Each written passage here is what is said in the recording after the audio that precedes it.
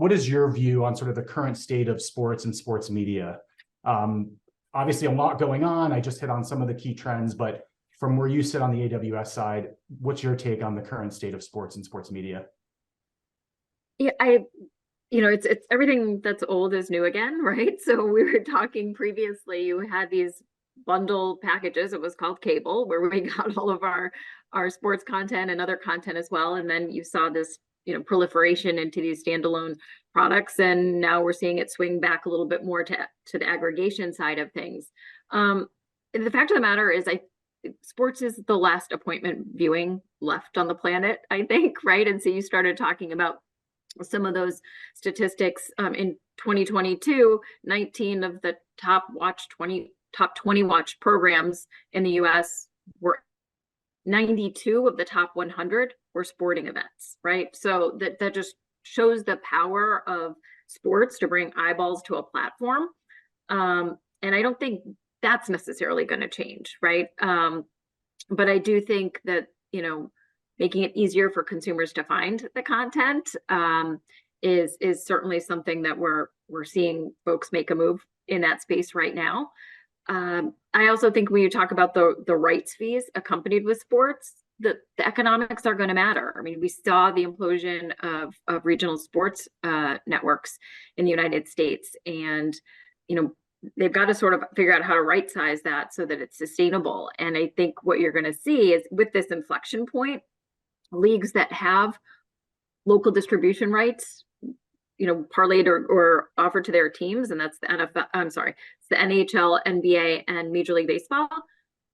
Those teams are starting to think, okay, if I don't have that big money RSN paycheck anymore, is there value in going direct and owning that direct relationship? I mean, you showed all of the different players in this space, right? The content owners, the aggregators, the distributors. I mean, and look, when I was at ESPN, someone used to ask me, are you scared of Amazon getting into the mix? Are you scared of Apple getting into the mix? And my answer then was no. I'm more scared of the teams and leagues deciding to go direct, right? So that's a question that hangs out. And I don't know, given the volume of dollars we're talking about, I don't foresee that happening immediately, but I think you're going to start, and we've already started seeing folks started treading into that space a little bit. Absolutely. Chance, maybe same question to you. Anything to maybe layer on to what Julie said? I mean, I know one thing that you and I spoke about during our pre-session was some of the challenges around accessibility of live sports, kind of knowing where to watch the game you want to watch, which platform, do I have access to it? Do I have to pay for it incrementally? Is it already included in a service or not? But from where you sit on the ViewLift side, what's your take on the kind of the current state of sports and sports media? Yeah, I mean, it's currently chaotic, right? It's chaotic for the viewer. We don't know where all these sports rights are going to end from a negotiation standpoint, right? So if somebody's got a crystal ball, I would love to see into it, right? Because we're cutting deals at values we've never cut deals before. And will the business models that are being pushed to the consumer be able to support those deals? Or are there going to be ancillary ways to make revenue that supplement the value that we're putting on those licenses? I do believe that the teams will go direct. They're realizing the value that they have with the consumer, and they want to build a direct relationship with the consumer. And not only, when I say consumer, it's not just the consumer on the digital side, it's the consumer that's also participating in venue. Those consumers are starting to blend, right? The in-venue consumer and the OTT consumer now have ways via technology to blend that in-venue experience as well as that out-of-venue experience. And there's a lot of different ways in technology to do that. The other thing I would say is, to your point earlier, right? I'm a big women's basketball fan.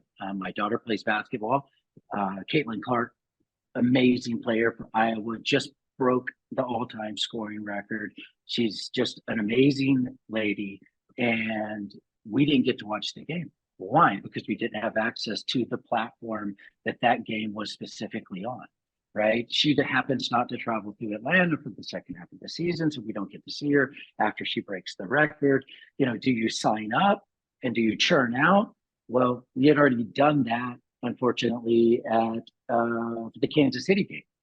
right? And so we weren't going to use the same email addresses. So I think that there's a lot that's going to play out, right? The RSMs, the Valleys, all that's playing out. We see clients like Vegas Golden Knights that are going direct and see the value of having a direct relationship and don't want to be dependent on those minimum guarantees. There may be other ways to monetize that. So I think, licensed, super chaotic, teams are selling at, values that have never been seen before. Rights are being bought at never, seen before rates. And the new entries are back to where they were in the early 2000s, right? This is just another maturity curve. We've seen this before. We saw it with cable. We saw it in the early 2000s with OTT. There were tons of, we didn't call them fast. We just call them server-side playlist linear channels. Now they're fast channels as well. So I think there's a lot out there. The most important thing, though, is the consumer, right? And making sure that the consumer can get access to the content they want and need at some pricing threshold that they can afford.